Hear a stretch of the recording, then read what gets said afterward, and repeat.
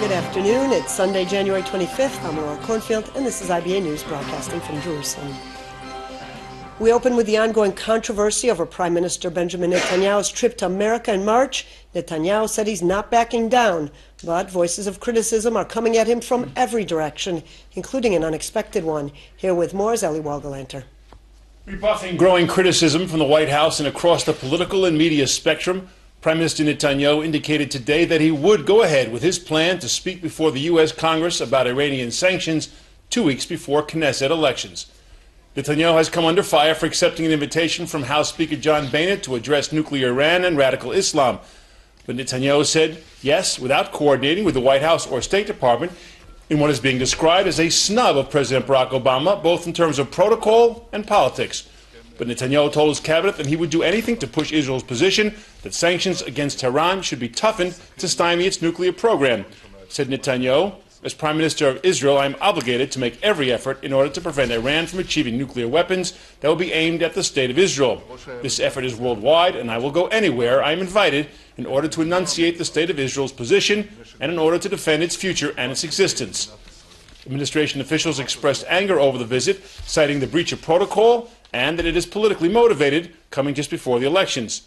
White House spokesman Josh Earnest said Obama would not be meeting with Netanyahu on the visit, but that disagreements over Iran does not change the security alliance between the two countries. The President at this point does not plan to meet with Prime Minister Netanyahu on a visit that apparently is scheduled for March. The reason for that is that Prime Minister Netanyahu's visit comes about 2 weeks before the Israeli elections. And this administration goes to great lengths to ensure that we don't give even the appearance of interfering or attempting to influence the outcome of a democratically held election in another country. This president has certainly not allowed the disagreement over our Iran approach to in any way shake the commitment of the United States to the national security of Israel. Netanyahu has come under heavy condemnation for his planned visit and speech from traditional critics like some congressional Democrats to media outlets like the New York Times. But even Fox News, usually a staunch supporter of Netanyahu, has changed its tone. Anchor Chris Wallace and host Shepard Smith expressed their harsh criticism of Netanyahu's decision, first over the political expediency of his move. Well, here's the thing that's so interesting about it. You know, it's 2 weeks before the election, and, you know, supposedly, and I think Martin Indyk has it right, I mean, Bibi Netanyahu is an extremely savvy and successful politician. He wouldn't come here unless he thought it were to his political advantage. But one of the big issues in Israel is always the relationship between Israel and the United States. And, you know, even when they're fighting with each other, the Israelis want to know that the U.S. has their back. For Netanyahu to do something that is going to be seen as such a deliberate and really pretty egregious snub of President Obama when Obama's going to be in power for the next year and 3 quarters would seem to me to be a very risky political strategy for Prime Minister Netanyahu. Now, he knows his politics better than I do, but, sure, you know, for Netanyahu to come here and side with Boehner against Obama on Iran seems to me to be very dicey politics. While Israel and the United States are close allies, the personal relationship between Obama and Netanyahu is known to be chilly. And while there is talk now of a serious breach in the relationship, it seems Netanyahu is willing to take that risk, concerned only about the impending agreement with Iran over its nuclear capability. Netanyahu is hoping a bill in Congress will ramp up sanctions on Iran, a bill Obama said he would veto, and which Netanyahu will tell Congress to override. Fox's Wallace allowed for a difference of opinion over the approach, but said it was still the wrong move to make. Well, but let's talk about Iran. I don't think anybody objects to the idea that Prime Minister Netanyahu has a different view of Iran, the threat from Iran. Oh, of course. How couldn't he? And the negotiations that the West are carrying out with Iran. I don't think anybody objects to that. No. And, you know, look, it's an existential threat. The Iranian leaders have talked about wiping Iran off the face of the 100%. earth. Whatever Netanyahu wants to think and say about that is fine. But for him to come here, to ignore the president, to not even let him know he was coming, and to sneak in to come talk before Congress with the president's opponents to criticize the president's policy, that's a different thing. I mean, that gets to sort of just a question of diplomacy and protocol.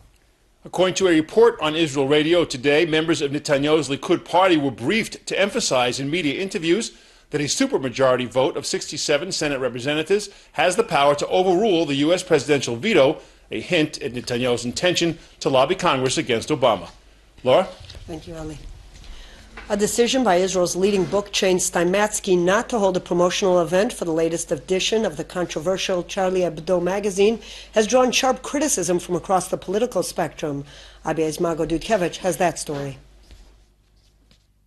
Israel's leading book chain Steinmatsky appears to have buckled under pressure and has announced it will not hold a promotional event to distribute the latest edition of the French magazine Charlie Hebdo. A statement issued by Steinmatsky this morning declared the chain decisively supports freedom of expression. The company has sold the magazine for years and it will continue to do so, the statement said, noting it has decided against holding a special event to sell the magazine, but will allow the public to purchase it online starting tomorrow at 5 p.m.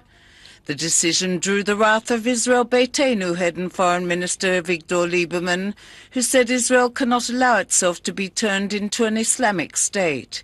He reportedly instructed party members to purchase copies of the latest edition of Charlie Hebdo and distribute them outside Steinmatsky's bookstore in Ramat Gan.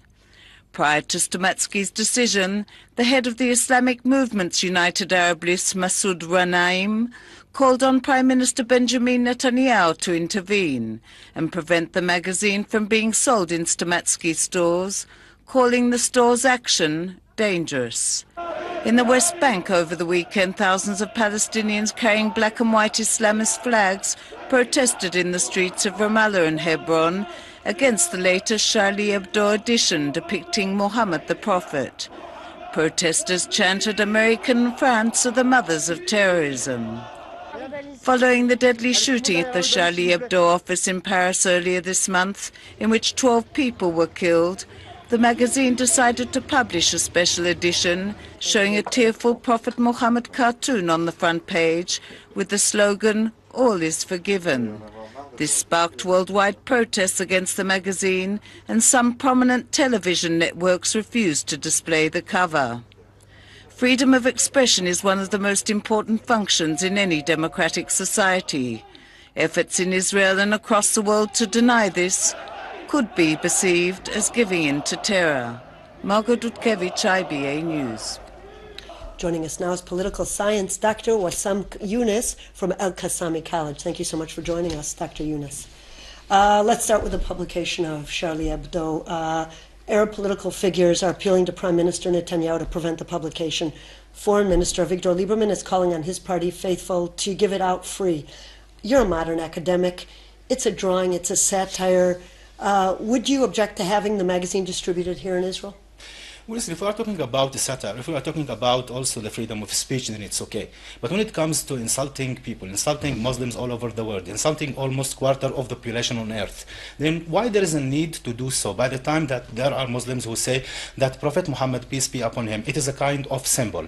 It is a prophet that God simply sent to Islam, exactly as Moses and Jesus, the prophets that sent to Judaism and Christianity. But there's certainly satirical publications, Moses and Jesus and the rest of them as well. No, it's okay, but if Islam tells you, Muslims actually tells you, that there is something of a great sensitivity when it comes to Prophet Muhammad in terms of drawing portraits and so on, then why not actually to simply respect the Muslims' demand not to portray Prophet Muhammad this way, and this actually will not make constraints on the freedom of speech at all. Doctor, the magazine has appeared in limited quantity. Do you think it should be banned entirely? I think that the issue here that we shouldn't account for is actually the principle. If the principle is actually accounting for the other's feeling and to respect others in terms of if I feel that this is something that might indeed insult me and insult my feeling, and very many Muslims will demonstrate all over the world in order to protest for this, then why there is a need actually to do so? By the time that we live in a certain era in which all the time we are talking about Islamophobia, by the time that, Islam, exactly like Judaism, exactly like Christianity, it is a religion that was given to the Prophet by God. It is the same God. Then if somebody has got problems with God, that has nothing to do with Muslims. I would like also to add something of a great significance. When we talk about Islamophobia, we are talking about the religion.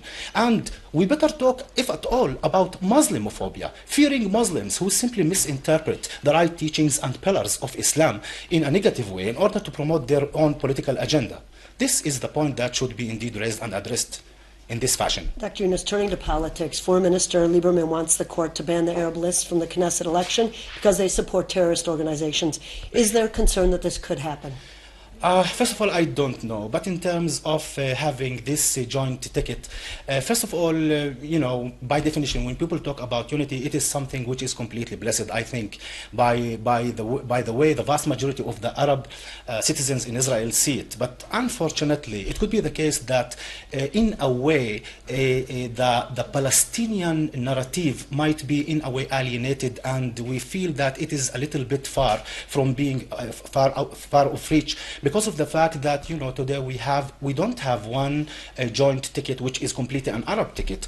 It is an Arab-Jewish ticket, and Dov Hanin, by the way, is an excellent Knesset member who believes in egalitarianism and equality and these whole issues which are very important. Yes. But Hadash is a communist party. How can they work together with such a party? This is the question. It is a kind of a bus that will take very many Knesset members to the Knesset by the time that the agenda is not that clear.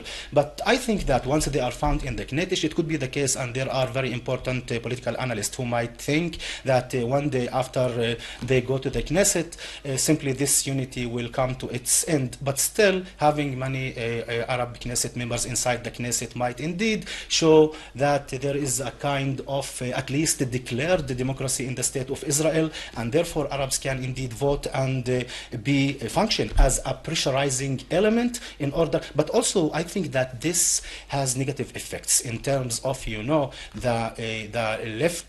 right wing bloc might indeed begin to gather momentum and begin to become greater and greater as a result of the unity of Arabs. We're short of time. One last quick question. Give us an estimate. How many seats? I'm not going to hold you to it. Just an estimate. I'm indeed, I'm pessimistic, but I'm pessimistic because I am a realistic, optimistic, and therefore maximum, I think, 11 to 12 seats. Hopefully more, but this is the situation. Dr. Wasim Yunus, thank you so much for joining us this evening. Thank you for having me. The Islamic State has apparently executed one of the two Japanese hostages it's holding, and they have changed the demand for the release of the second hostage. ISIS released a video of Kenji Goto holding a photo of Haruna Yukawa that purports to show his decapitated body following execution. In the new tape, Goto pleads for his own life and also explains that ISIS is no longer asking for a $200 million cash ransom, but is instead demanding the release of a female terrorist imprisoned in Jordan, Sajida al-Rishawi. I am Kenji Goto Jogo. You have seen the photo of my cellmate Haruna slaughtered in the land of the Islamic Caliphate. You were warned. You were given a deadline, and so my captives acted upon their words. Abe, you killed Haruna. You did not take the threats of my captors seriously, and you did not act within the 72 hours. You, along with our family, friends, and my colleagues in the independent press, must continue to pressure our government. Their demand is easier. They are being fair. They no longer want money. So, you don't need to worry about funding terrorists. They are just demanding the release of their imprisoned sister, Sajida al-Rishawi. It is simple. You give them Sajida and I will be released. Our government representatives are ironically in Jordan, where their sister Sajida is held prisoner by the Jordanian regime. Again, I would like to stress how easy it is to save my life. A delegation, including Japanese Minister for Foreign Affairs Yasuhide Nakayama, is currently in Jordan, tasked with managing the hostage crisis. Japan had made it clear that it would not pay the ransom to the terrorists, but it is not clear whether they plan to ask Jordan to release Sajida al-Rashawi. Al-Rashawi is a failed suicide bomber who conspired, along with her husband, to blow themselves up at a wedding reception in the Radisson Hotel in Amman in November of 2005. It was part of a plot to blow up 3 hotels that killed a total of 60 people. Japanese Prime Minister Shinzo Abe took time off from dealing with the hostage crisis to offer condolences to the people of Saudi Arabia on the death of King Abdullah. Abe visited the Saudi embassy in Tokyo, where a memorial for the late king had been created. He called the killing of the Japanese captive outrageous and renewed his call for the release of the remaining captive, Kenji Goto. Meanwhile, world leaders continue making a pilgrimage to Riyadh to show their respects to the late Saudi King Abdullah and to meet his successor, King Salman. Britain's King Charles and Prime Minister David Cameron, Russia's Prime Minister Dmitry Medvedev, and a host of other world leaders have made the journey. The mystery surrounding the death of Argentinian prosecutor Albert Nisim continues to engulf the South American country. The latest development is the decision by Buenos Aires Herald reporter Demian Pachter, who first broke the story, to flee the country out of fear for his life. Pachter told the Times of Israel that he is taking refuge in Israel. Pachter is Jewish and has Israeli citizenship. Before leaving home, Pachter told reporters that he has been trailed since first reporting on Nisman's death that came just ahead of the scheduled testimony in Parliament regarding the bombing of the Jewish Community Center in 1994, which claimed 85 lives, and his allegations that President Cristina Fernandez conspired to disrail his investigation of the attack. The 10 officers in Nisman's security detail were suspended and are being held for questioning. Investigators are examining how long it took 2 officers posted outside Nisman's door to inform commanders that Nisman did not answer his phone. Nisman was found dead 5 days after he accused the country's president of reaching a deal with Iran that shielded Iranian officials from being punished for their role in the attack. The government claims that Nisman's allegations and his death are linked to power struggle in the Argentinian intelligence agency and agents who had recently been fired. Back here at home, 2 people were killed when an ultralight plane crashed near the Superland amusement park in Rishon LeZion this morning, shortly after takeoff. The pilot and a passenger were trapped inside the plane, which burst into flames. Firefighters at the scene extinguished the fire, and the 2 were pulled out of the wreckage, where paramedics pronounced them dead. It is unclear what caused the crash, but officials in the Transport Ministry said fog was likely a contributing factor. Local media reports suggested the plane may have suffered a technical malfunction. Snap parliamentary elections are underway in Greece. The anti-EU left wing is poised to score an historic victory. Alexandra Jen has been keeping an eye on the balloting. Alexandra? Well, Laura, this could be the first time for a left-wing leadership in Greece. An opposition leader, Alexis Tsipras, had a 6-point lead in polls ahead of Election Day. The ballot boxes have been assembled. The clerks are in place, and the pollsters believe Greece is ready for change. The polls opened bright and early this morning for the snap election. On the far left, you have Alexis Tsipras, leader of the radical left Syriza bloc. In the center right, you have the underdog and current Prime Minister Antonis Samaras. And on the far right, Golden Dawn. Leading up to the election, it looks like Syriza could take the vote. Opposition leader Tsipras promises to challenge the current austerity measures regarding international loans in his campaign. Blaming social stratification on insurmountable debt, Tsipras hopes to bring change to structural reforms and bring jobs to Greeks desperate for work. The grim unemployment rate is at 25% and shoots up to 50% for young adults. And the message is that our common future in Europe is not the future of austerity, it's the future of democracy, solidarity and cooperation. The New Democracy incumbent, Samaras, on the other hand, is committed to Greece's membership within the European Union. He is reliant on the Troika loans that have brought Greece out of a mighty recession. Wary of the lead the opposition has taken over his party, Samaras is hoping Greek votes in favor of a stronger European course, realizing the pitfalls of the Syriza party. The Golden Dawn party holds the 3rd highest share of the vote. The far-right nationalists are known for their anti-immigration policy and the fact that 4 of their party activists are currently in jail. Their leader has been seen giving the Nazi salute and publicly denies the Holocaust. Syriza's plan to challenge the debt via Troika, a combination of the International Monetary Fund, European Central Bank, and European Commission, could lead to a Greek exit from the EU. This means a departure from the euro, risk of another recession for the Greeks, and a threat to the politics and power of the 19 EU members. Should the Eurozone grant the Syriza party changes to the bailout agreement, it could pave the way for other weak countries in similar positions in the EU to push for the same. Some of the 9.8 million eligible voters will remain loyal to their incumbent party leader, Samaras. Some will vote for a total economic makeover with Syriza. But as the final ballots are cast, hope for a better future is certainly on the voters' minds. Laura, all of Europe will be looking closely at the election results, and at the risk of being melodramatic, the future of Greece could be in the balance. Thank you so much for that report. Miss Israel is sitting pretty ahead of the Miss Universe contest, which will be held tonight in Miami. Daron Madelon will not likely win the beauty pageant, where she is competing with 87 contestants from around the world, but she has already grabbed headlines by posting a photo of herself and Miss Lebanon, Sally Grige, together at pageant preparations. Some Lebanese are demanding that Grige be stripped of her title for having had contacts with the Israeli contestant. In her own defense, Grige claims that Madelon pestered her for a picture and finally photobombed her by jumping into a selfie she was shooting with other contestants. Just hours ahead of the beauty pageant, politics did not seem to bother the women, who maintained perfect smiles during dress rehearsals. Miss Israel and Miss Lebanon even appeared together, once again, riding on the same float. And for sports lovers everywhere, an NBA record that should last for some time to come. The mark was set by second-year Golden State shooting guard Klay Thompson, who scored a remarkable 37 points in one quarter.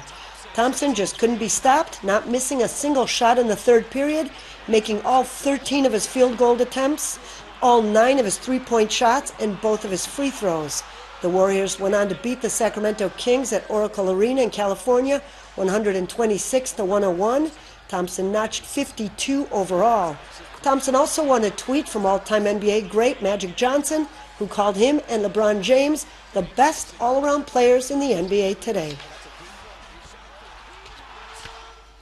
Taking a look at local finance, with no currency trading on Sundays, the shekel remains the same, while share prices on the Tel Aviv Stock Exchange started off the trading week in the plus column. Here's a look at the mid-afternoon numbers.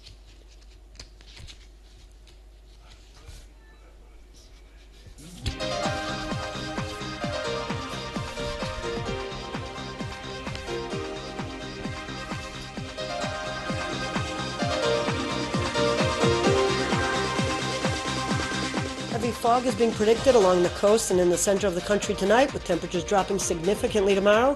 Here are the highs and lows at home and abroad for the next 24 hours.